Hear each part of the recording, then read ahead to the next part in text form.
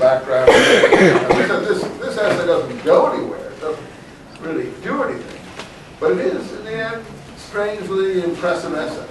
And since it links up with our movie, and we are meeting these people from another Afro-American's point of view, what's the upshot of this meeting? What happened? Who's read? Yeah. What I found interesting is that we actually see another side of him where he has white friends and he's even speaking up for them. Oh yeah, James Baldwin. Yeah, not Elijah Muhammad. No, of course that's the upshot at the end. That he is actually. How many know Chicago in this room? There's a north side of Chicago and a south side of Chicago. And the south side of Chicago, in the areas that we're speaking about here, tends to be Afro-American. And the north side of Chicago tends to be bourgeois, if you want to call it white, pink, red, blue, I don't know what color you want to call it, but it's bourgeois, more yuppified, if you want to use modern language to describe it. So James Baldwin has really gone to the north side. That's where he feels more comfortable.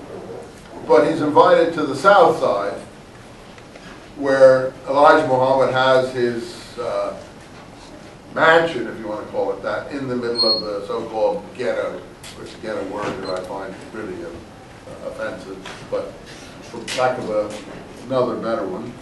And so, yeah, he makes arguments that, you know, he prefers the company of the people in the north side when all said and done. But he admires the fact that Malcolm X, Elijah Muhammad is willing to let him go back to his friends, who are his literary friends. That's where his Jewish intellectual friends will be living and so on. The people that James Baldwin feels more comfortable with. And, and doesn't hold it against him. But what's the object of their inviting him to the south side to meet Elijah Muhammad? What are they trying to do? As they said, as I think Malcolm X said to him, one day you will be called James X. And you know the reason they took the name X, you know why they took that? If you don't, it's because they considered all these names slave names. And that the names that they had were the names of slave owner people who had lent or borrowed or bequeathed their names to the families in their environment.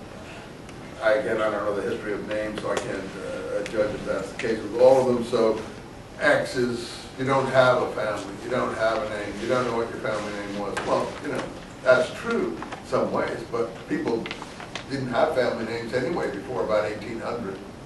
Everyone was called John from the village of Stoopnagel, or Bill from the town of Gateshead or something. People didn't have family names. They only started getting family names when they had citizenships in Eastern Europe. Nobody had a family name. They had to create family names for people, so everyone was kind of like X.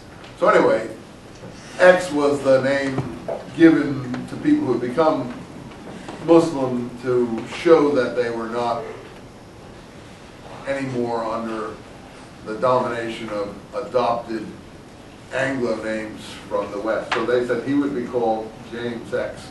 Is that what happens to him? No, it doesn't happen to him. And the thing that he shows here, I think he's a good novelist. He's a very good writer, and he describes his meeting here. You see. And the thing that Malcolm X is worried about is Elijah Muhammad's relations with young women. That he supposed, I don't believe that about Malcolm X, that he didn't know what was going on, he suddenly discovered what was going on, and it upsets him. I think that's just a way of getting himself away from the control of the people that he wanted to take their constituency away from him. So he used that as a lever against his former controllers. But I'm not sure. I mean, you can't tell me Malcolm X didn't know what was going on in Elijah Muhammad's house. If he knew the guy for 20 years or so, he knew what was going on. He just decided that it was time to make a break on that issue. the same as Clinton's friends, Al Gore and others, decided to make their break on that issue, Clinton's problems with women. The young man who came to the door, he was about 30, he was handsome, smiling, didn't seem to find my lateness offensive, led me into the late 61. One side of the room, you see, were half a dozen women, all in white. They were much occupied with a beautiful baby who seemed to belong to the youngest. On the other side of the woman sat 7 or 8 men, dressed in dark suit, very much at ease, very imposing. The sunlight came into the room, and there was a peacefulness one remembers from the rooms in one's early childhood. I was introduced, and they greeted me with a genuine cordiality and respect. And this increased my fear, for it meant that they expected something of me that I knew in my heart, for their sakes, I would not be able to give them, that is, means adherence to their movement.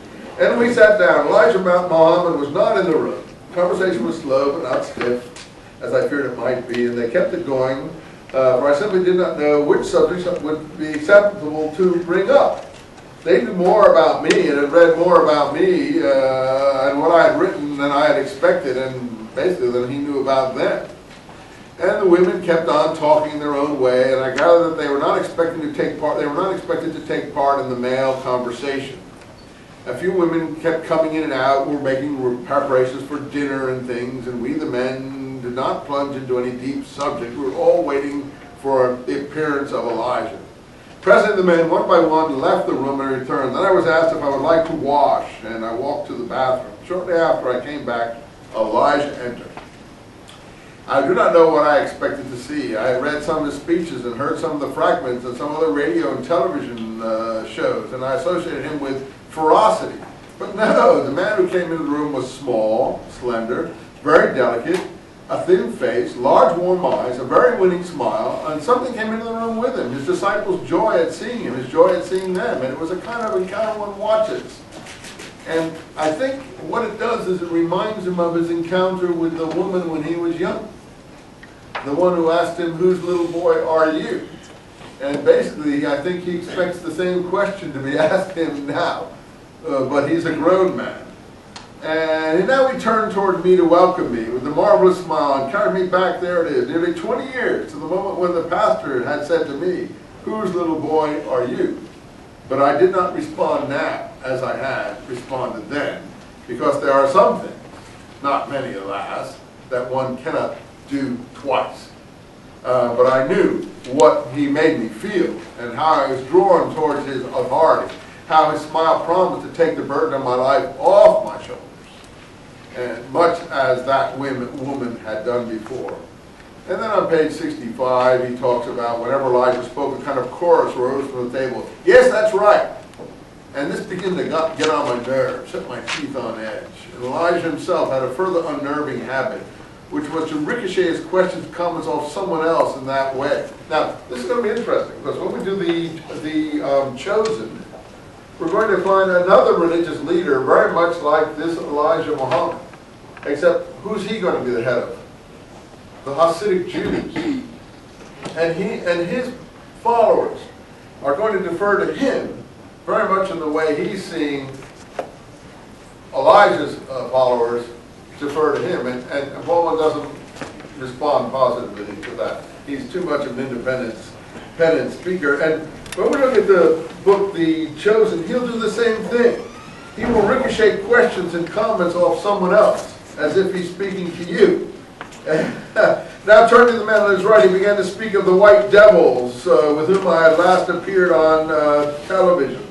And everyone chimed in, "Yep, the white people sure are devils," and so on and so forth. Well, I hope you'll read this description of his meeting with Elijah Muhammad. We'll finish up there next time. We only have about 5 or 10 minutes more we'll spend on this. You read it. Bring your blackout speaks. We'll keep on moving in this class.